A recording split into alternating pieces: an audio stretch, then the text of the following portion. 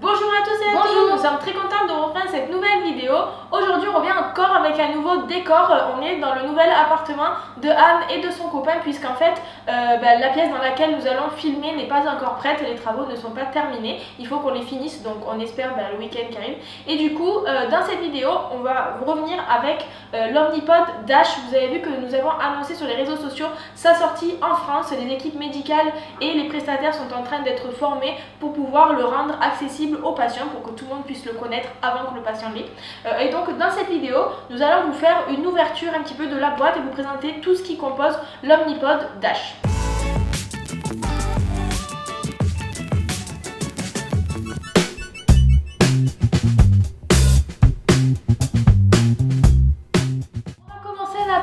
Enfin, l'ouverture de tout ce matériel par, je pense, ce que vous attendez le plus, et ce que nous on attend le plus personnellement, c'est le fameux PDM. C'est la chose qui, on dirait en tout cas visuellement, a changé le plus, donc c'est ce que l'on a vraiment envie d'ouvrir tout de suite. Et donc on voit que la boîte déjà nous ressemble vraiment à une boîte de téléphone. Voilà, on dirait qu'on va ouvrir un peu notre nouvel iPhone, on est super contente de l'ouvrir du coup. Voilà. Et on voit que les couleurs n'ont pas changé, c'est le orange et le bleu. Le bleu on le retrouve déjà sur les boîtes d'Omnipod actuelles, donc ça on le connaît déjà. Et donc voilà, donc on va commencer à ouvrir cette boîte. Hop, faut juste que je trouve le bon côté, voilà, c'est à droite que ça s'ouvre. Et donc là on arrive directement quand on ouvre la boîte sur le téléphone, hop, qu'on va sortir. Il est emballé dans un plastique. Et donc quand je sors le téléphone, le PDM, du coup je dis téléphone mais c'est un PDM. Quand je sors le nouveau PDM d'Omnipod Dash, du coup on voit que ça ressemble vraiment à un téléphone. Voilà, il est vraiment très très fin. Et du coup il ressemble vraiment à un iPhone. Nous par exemple, nous on a un iPhone 8. Et comparé par exemple à notre iPhone 8, pour vous montrer un peu la différence, vous voyez qu'il est un tout petit peu plus petit, beaucoup plus léger. Donc je pense que dans le sac il est beaucoup moins contraignant en tout cas qu'un téléphone. Et la deuxième chose que l'on a dans la boîte quand on ouvre la boîte, hop, c'est la petite batterie, voilà, qui va dans le téléphone. Alors là elle est emballée, bon je vais pas forcément la déballer, mais voilà, c'est une batterie de téléphone basique. Elle fait 1300 mAh et ils ont conseillé eux de le recharger une fois par jour, mais du coup ça on pourra vous le préciser plus pendant l'utilisation. Donc pour l'instant voilà, ils conseillent eux de le recharger une fois par jour, mais la batterie fait 1300 mAh, au moins vous le savez. Voilà. La deuxième chose que l'on a quand on reçoit notre Omnipod, du coup c'est les fameux pods, voilà, on connaît très bien déjà. L'emballage est exactement identique. Alors les choses écrites dessus sont un petit peu différentes, mais l'emballage était exactement identique. D'ailleurs sur les réseaux sociaux on va vous faire un petit jeu, trouver les 7 différences sur les deux emballages d'Omnipod, voilà, vous pouvez les trouver.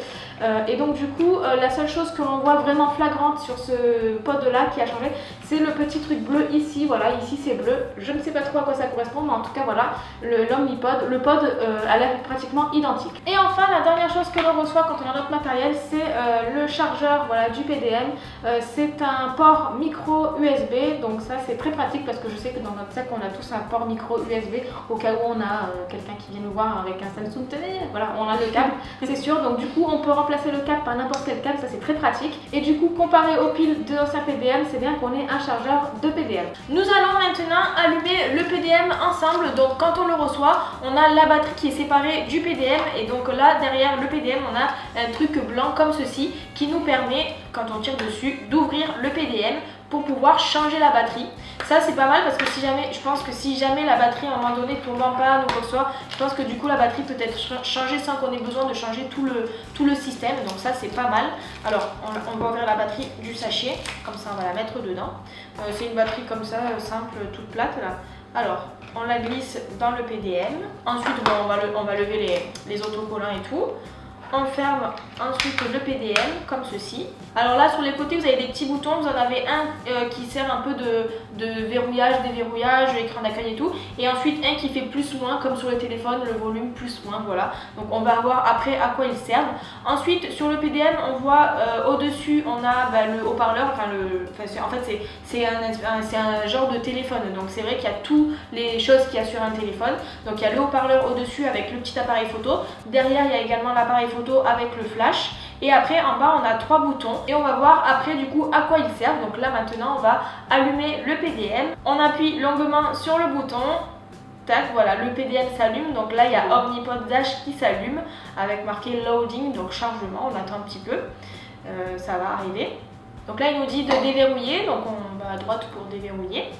Donc là maintenant il nous dit sélectionnez votre langue, donc français évidemment, on va pas le mettre en anglais ou en... Sélectionnez votre pays, donc là on clique. Alors il faut savoir que le PDM est tactile, donc tout ce qu'on fait dessus c'est sur l'écran, on le fait tactile. Continuez. Je certifie avoir 18 ans et reconnais avoir lu, accepté les contrats, etc., etc. Bon, on va pas vous le lire, mais enfin on accepte. Nous on vous conseille quand même de les lire, on sait jamais.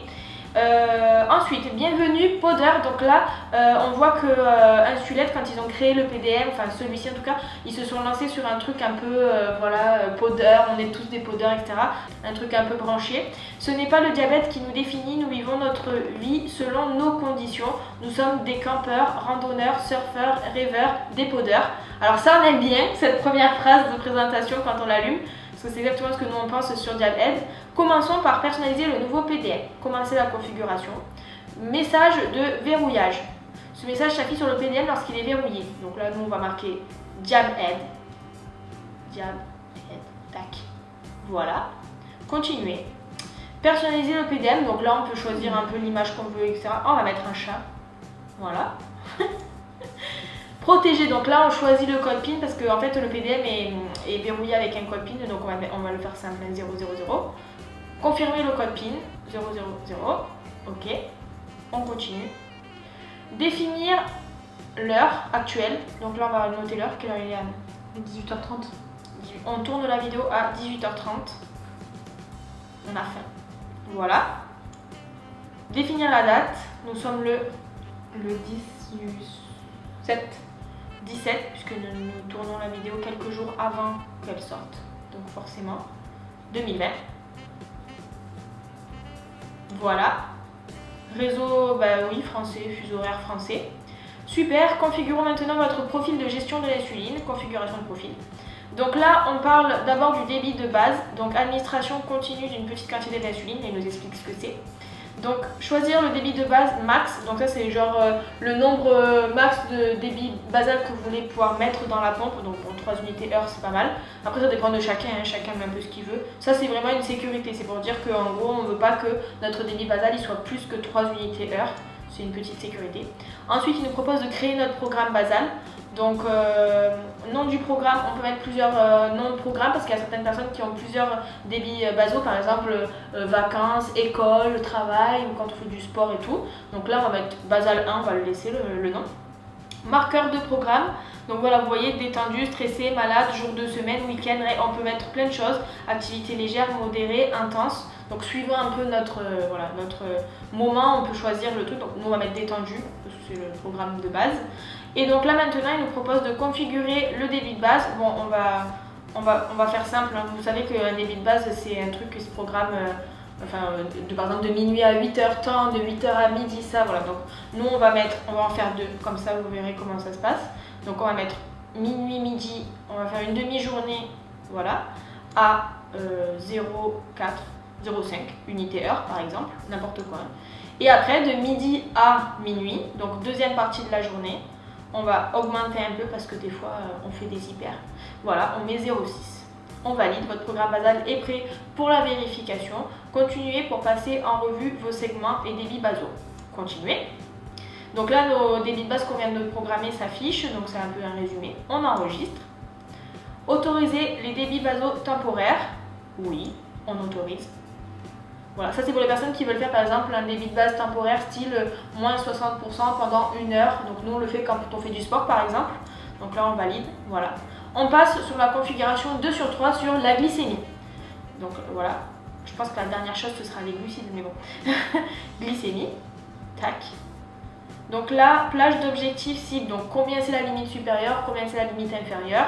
Donc nous on va mettre, je sais pas, 1,70 en max.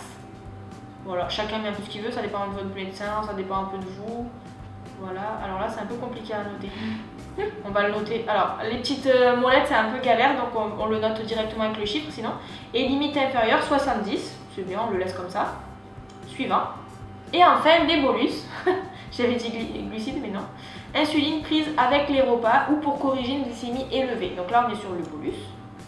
Donc est-ce qu'on active le calculateur de bolus? Ça c'est pour nous aider, par exemple quand on rentre la glycémie, il nous demande si on est d'accord pour que ça nous calcule par exemple la correction, si on rentre des glucides, si on est d'accord pour que ça nous calcule l'insuline qu'il nous faut pour manger, etc.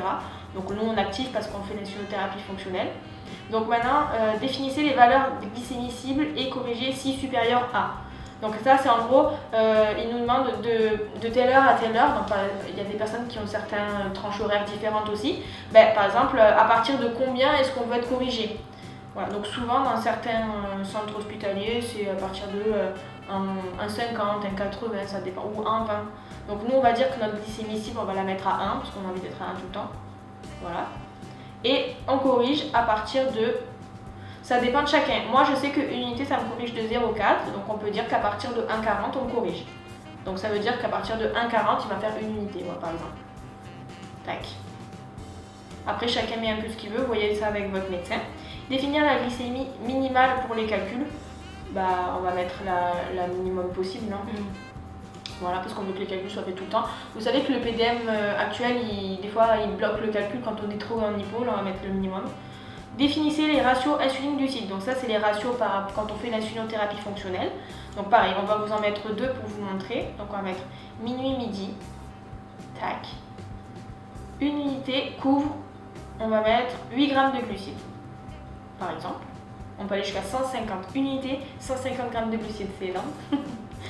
Voilà. Et ensuite de midi à minuit. Après souvent on en a un à chaque repas, c'est genre minuit 10h pour le petit-déj, 10h, 14h pour le midi, 14h, 18h pour le goûter, par exemple pour les enfants, et de 18h jusqu'à minuit c'est pour le repas du soir. Et donc là, midi, minuit, on va mettre une unité pour 10. Allez, on se met un truc simple.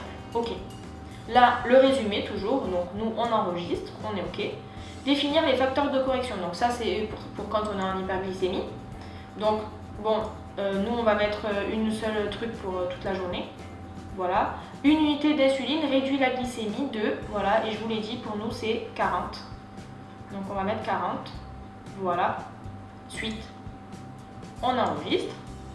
Correction inverse, ça c'est pour vous dire, quand on est en hypo, est-ce qu'on est d'accord pour que le PDM nous propose moins d'insuline que ce qui est prévu normalement? Nous on l'utilise parce qu'on aime bien ne pas avoir à se resucrer tout le temps.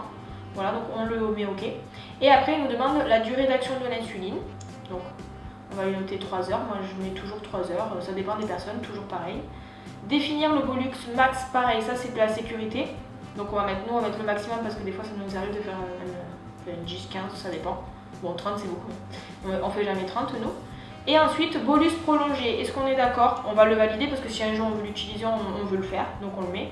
Compléter. Voilà, là il a enregistré tout ce qu'on lui a indiqué et maintenant il redémarre le PDM pour enregistrer tous les paramètres qu'on a rentrés.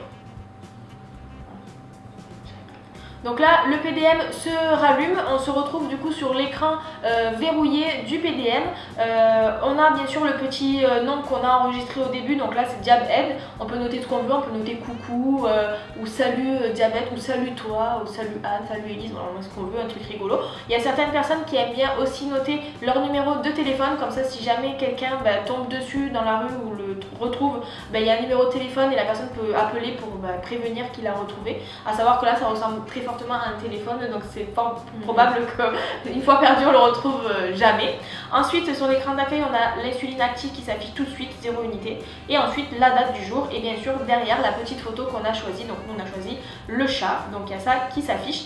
Pour ce qui est du PDM en lui-même, de l'utilisation de l'écran, de tout ce qu'il y a à l'intérieur, ce qu'on fera c'est qu'on vous fera une vidéo plus particulière sur ça pour pas que celle-ci, celle d'aujourd'hui, dure trop longtemps. On vous fera une autre vidéo plus spécifique sur le PDM, l'écran, comment ça s'utilise, etc. Voilà, on espère que cette vidéo vous aura plu. On vous a présenté de façon très globale pour l'instant comment se passe l'installation du PDM, tout ça, donc voilà, ça restait très global. On n'est pas trop rentré dans les détails encore de comment on utilise le PDM, mais ça on vous le présentera dans d'autres vidéos. Et on vous fera encore d'autres vidéos sur l'Omnipod Dash, parce que c'est quand même l'appareil un petit peu qui sort actuellement, donc on est content de vous le présenter. N'hésitez pas à nous donner un petit peu en commentaire toutes les questions que vous pouvez avoir suite à cette vidéo, toutes les choses qu'on a pu ne pas dire, qu'on a oublié, tout ça, n'hésitez pas à nous le dire en commentaire. N'hésitez pas à aller vous abonner à la page Facebook, chaîne YouTube, Instagram, Snapchat, tout ça pour recevoir une notification en cas de nouvelles vidéos. Merci d'avoir suivi cette vidéo et à bientôt.